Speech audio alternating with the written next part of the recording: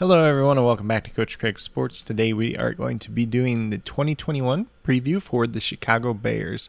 So I'm going to be taking a look at all the players for the Bears, taking a look at their ECR and their ADP according to Fantasy Pros, talk about them, what I think kind of overall.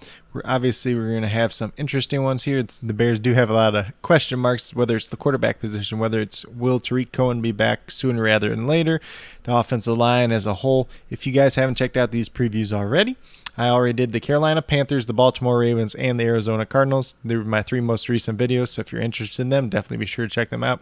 And then in a couple other future videos, I'll be having some guests join me as well to talk about these as well. But we're going to get started with the quarterback position. And obviously, we have two names here. We got Justin Fields, who is the rookie quarterback, and Andy Dalton, who is the veteran quarterback at this point in time. So the ECR for both these guys, we're going to go over first.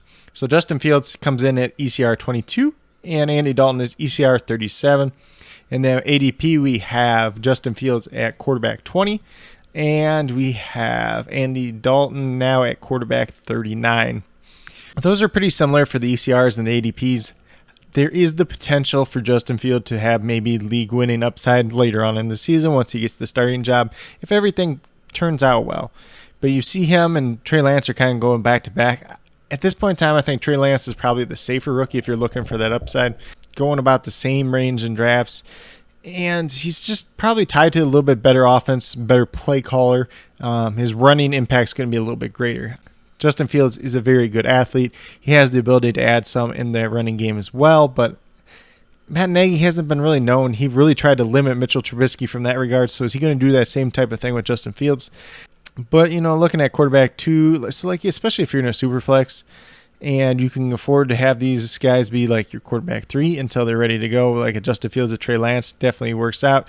And in some of them leagues like that, you can even pair Andy Dalton in there, with one of your last round picks, because everybody's not high on Andy Dalton because they're like, oh, he's just going to lose his job by like week 2 to Justin Fields.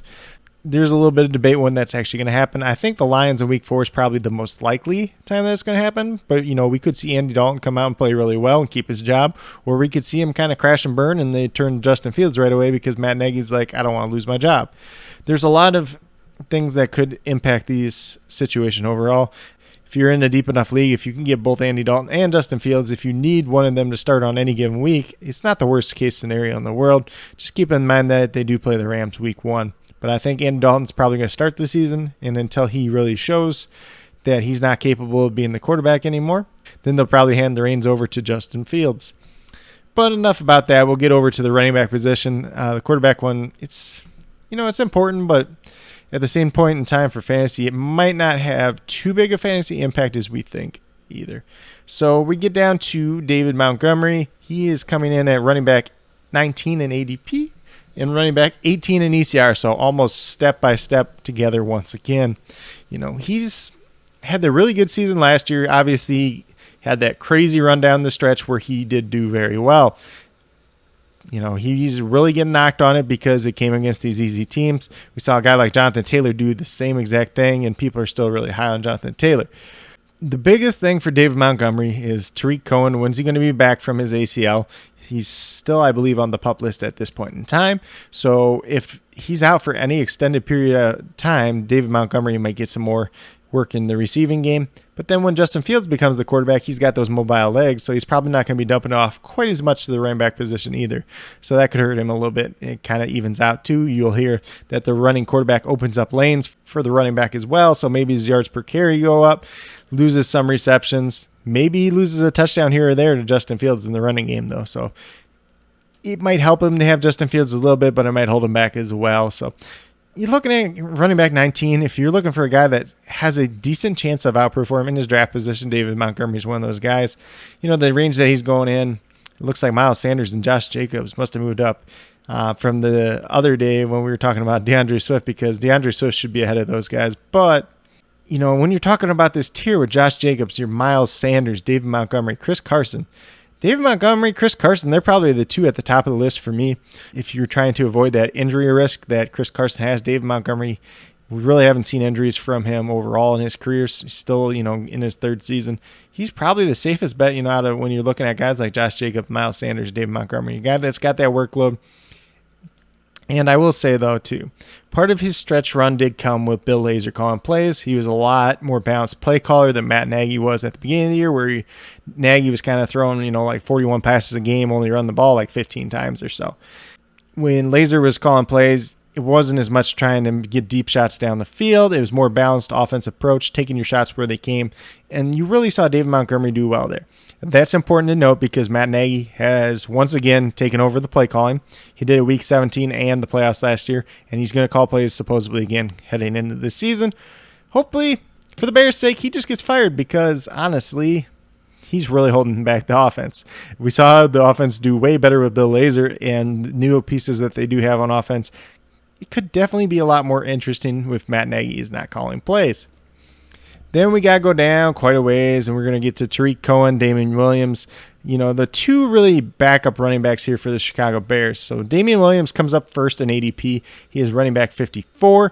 And then in ECR, he is running back 60. So this is kind of what most people would probably can call your traditional handcuff. I don't really see any value in Damian Williams. Even if Tariq Cohen's out to start the year, I know a lot of people are like, well, Damian Williams has played a pass catcher role before, but I don't really think they'll use him in that way. I think he's more of a direct handcuff to David Montgomery. So the value really isn't there unless Montgomery gets hurt, kind of like I already talked about before. David Montgomery has not really had many injuries in his career, so I'm not really buying in Damian Williams. He's probably a guy that I'd probably want to leave more off on the waiver wire. Some of these other guys going around him, I'd be more attracted to those options, more of your traditional handcuff that behind a guy that probably has a little bit more likely injury history or if something else bounces their way. Now we got Tariq Cohen right after him at running back 55 in ADP. So, and then his ECR is 51. This is all for half-point PPR. So Tariq Cohen, if he's healthy, if he gets that receiving back role once again, you're talking about half-point PPR leagues, full-point PPR leagues. If he's used in that role where he's getting enough targets per game, he's going to have a role in fantasy. He's going to have fantasy viability. It's probably about the right range that where you're taking him. You see some of these other receiving backs going around this range, your J.D. McKissick's, Kenny Gainwell, that a lot of people are assuming have that receiving back role. Not quite up there with the Nyheim Hines level, but kind of back here, your James White, your Giovanni Bernard, guys like that. So definitely in a good range for Tariq Cohen if he's healthy to start the year. If he's not, if he's going to start the year on the pup, if he's going to miss time for whatever reason, you have to just knock him down your draft board. He probably just ends up on waivers, honestly. So the Bears have a few other running backs on the roster too. Obviously, we saw Artavius Pierce and Ryan all last year.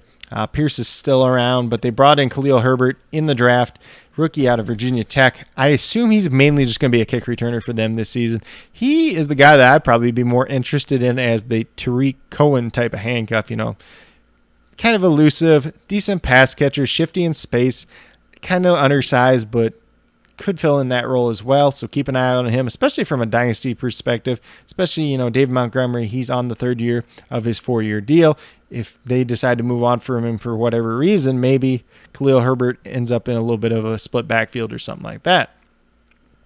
Then the other one they have is undrafted rookie C.J. Marable out of Coastal Carolina. He's a guy that I like decently well as a prospect. I think this was not the best landing spot for him. But, if they ended up cutting Damian Williams or something, he could be kind of a direct handcuff for David Montgomery. Similar play style, honestly. So C.J. Marable comes in at 179 in ECR. And then Khalil Herbert came in at 110. So those are two guys that I'd probably be more interested in Dynasty. Khalil Herbert, probably the one that's stashed on your taxi squad. CJ Marable, probably sitting on waivers unless Damian Williams gets cut. We'll move over to wide receiver now, and obviously we have the one big name at the top, and that's Mr. Allen Robinson. Obviously, he had that franchise tag, hasn't signed long-term extension. They've had a lot of roundabout talks there. It sounds like he's going to at least play this year, but coming in ADP, he's going wide receiver 13, so just outside of the wide receiver 1 territory. And then in ECR, he's actually wide receiver 10, so ECR is a little bit higher on him. I think it's justified. We've seen him do it pretty much year in and year out, be that wide receiver 1, like the back half range, pretty much every single season. And, the whole narrative is he's never played with a good quarterback. And, now he's got the best quarterback in his career in Justin Fields is at least what the narrative is. But Andy Dalton's also the best quarterback he's probably had in his career as well. There's a lot of people out there on fantasy football Twitter saying Allen Robinson's a top 5 wide receiver now because he's got a real quarterback. First of all, we don't know when Justin Fields is going to start. Second of all, he's a rookie. Third of all, if he is the best quarterback, maybe the other quarterbacks, since they weren't as good, they just latched on to option number one and then, target funneled Allen Robinson. Maybe Justin Fields comes in and spreads the ball around a little bit more. Allen Robinson, Darnell Mooney, Cole Kmet, even the ghost of Jimmy Graham. There is some options there. So if he's able to do that. However, playing in that Ohio State offense that Justin Fields did play in, there wasn't a lot of times where he was asked to go through progressions quite as much. A lot of times it was throw the first read, throw the second read, take off and run. So we'll see how that looks at the NFL level, how, Matt Nagy, Bill Lazor, this coaching staff really coach him up, how they want to run that offense with him overall. But overall, I think Allen Robinson, you're looking for a low-end wide receiver 1, high-end wide receiver 2, somebody that you're probably going to want on your fantasy football team. You're drafting him in, looks like early 4th round. That's a pretty good spot for him overall. Then we move down to Darnell Mooney, who obviously was the surprise for the Bears last year, honestly, because, 5th round pick out of Tulane. I don't think anybody really expected anything out of him. There's people like myself who were pretty big on Anthony Miller. Breakout year just didn't happen last year. Mooney kind of went over the coaching staff, looked pretty good at times.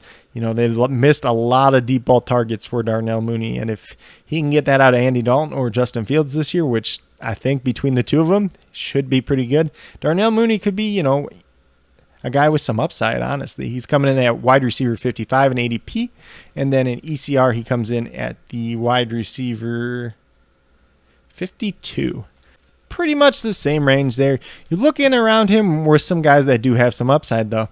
You got Darnell Mooney here, who has, upside maybe for a wide receiver 3 on certain weeks.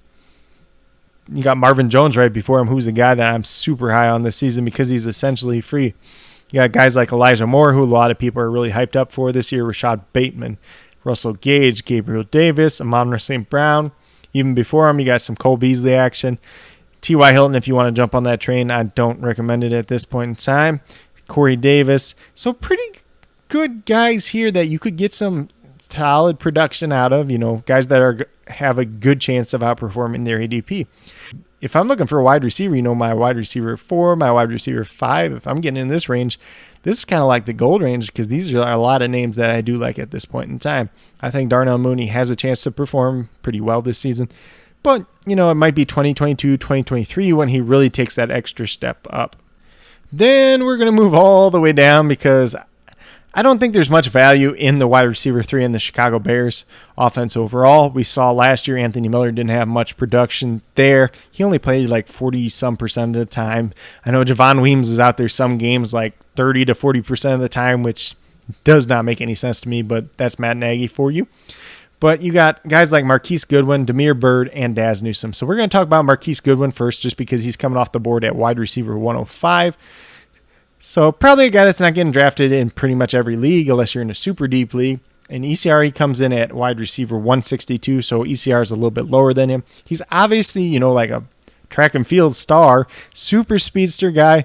Not sure what they're actually going to do with him if they're going to play him as a speedy slot, just kind of use him in different packages because, Darnell Mooney's kind of that deep threat already as well, so maybe he doesn't factor in quite as much.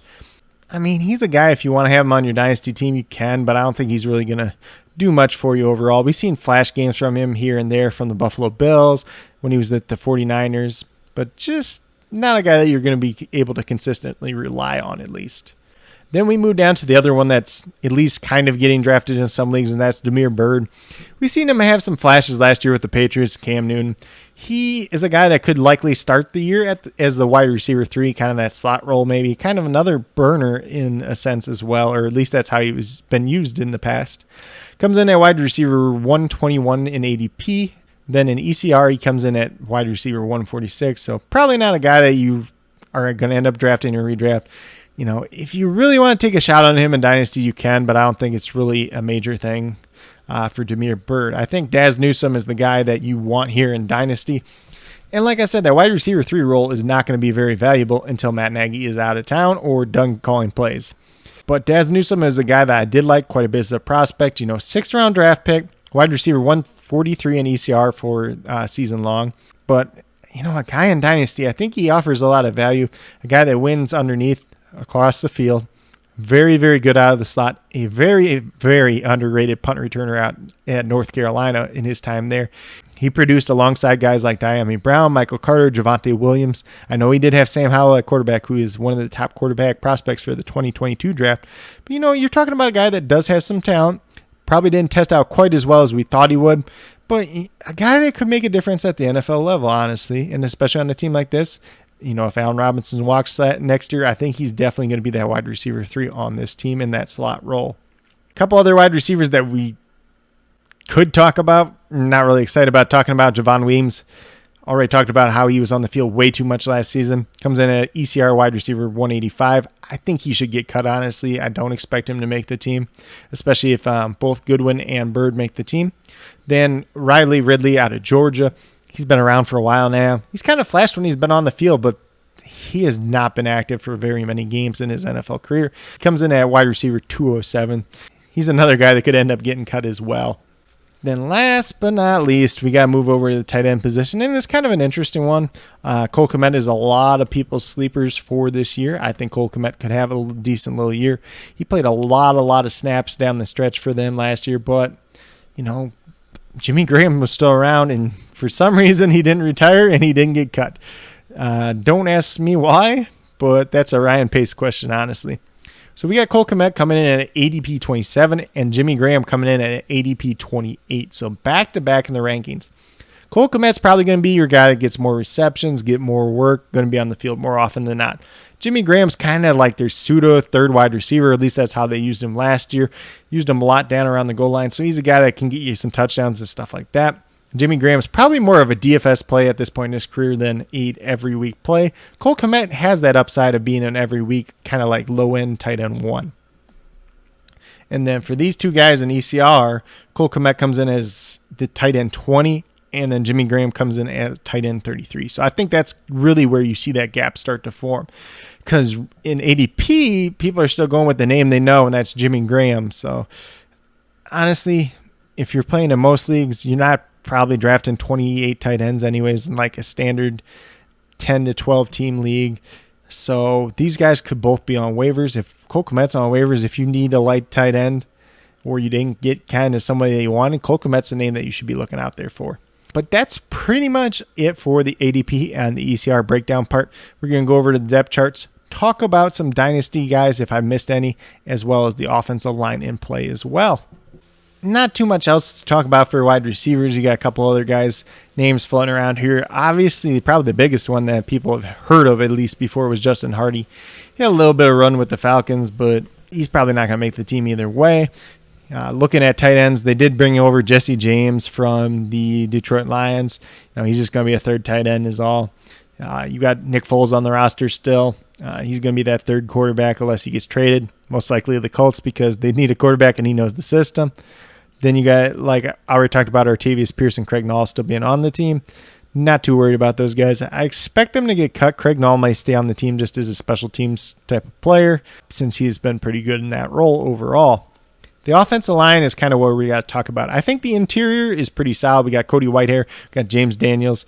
They have Jermaine Ifedi at right guard right now, but they also have Sam Mustipher, who played pretty well down the stretch last year for them overall. So I think there's a chance that he starts at one of those interior positions as well. Alex Bars did draw about 8 starts on the offensive line last year as well.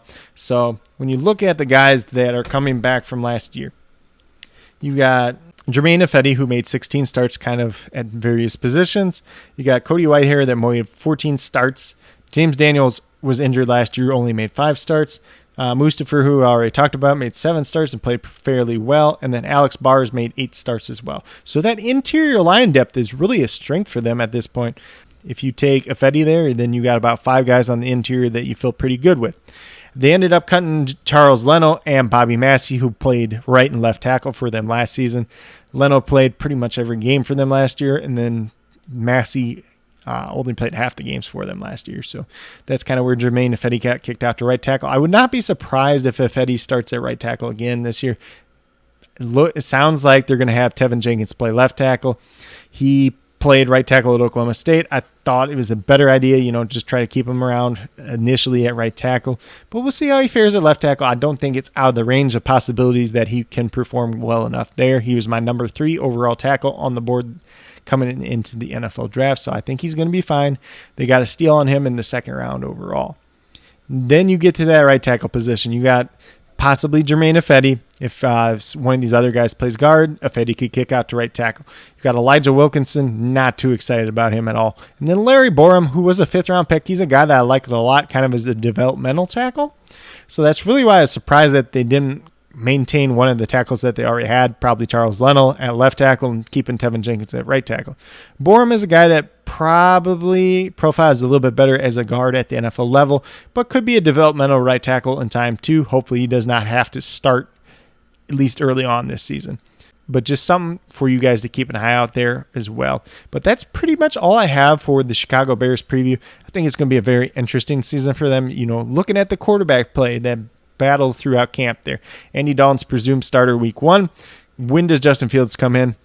How is this offense going to look overall? Is David Montgomery going to be the David Montgomery we saw towards the end of last season? Is Tariq Cohen going to be able to come back healthy? How are some of these younger pieces used on offense as well? There's a lot of question marks here. Is Matt Nagy going to be a competent play caller? Are they going to turn the reins over to Bill Lazor once again? Is Matt Nagy going to get fired midseason? Is he going to get fired at the end of the season? There's a lot of question marks here for the Chicago Bears, but I think it's going to be a very interesting one. We got some value here for fantasy football. You got your Allen Robinson. Darnell Mooney could be a sleeper. I can't even call him a sleeper pick, but possibly a breakout pick for this season.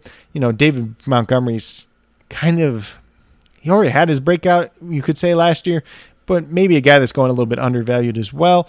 Cole Kmet could definitely have his breakout. So a lot of different potential here overall for your 2021 redraft season. But with that being said, that's all I have for today's video.